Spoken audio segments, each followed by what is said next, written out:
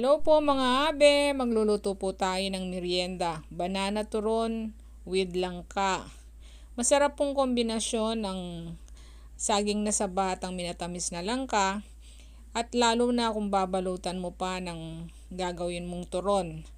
4 lang po ang gagamitin dito. Minatamis na langka, asukal, saging na saba at pabalat. Nasa atin na po kung gaano kadaming lalagay ng asukal, pero ako konti lang pong nilalagay ko dito para tumamis lang po yung saging na saba. Kaya konti lang pong niluto ko.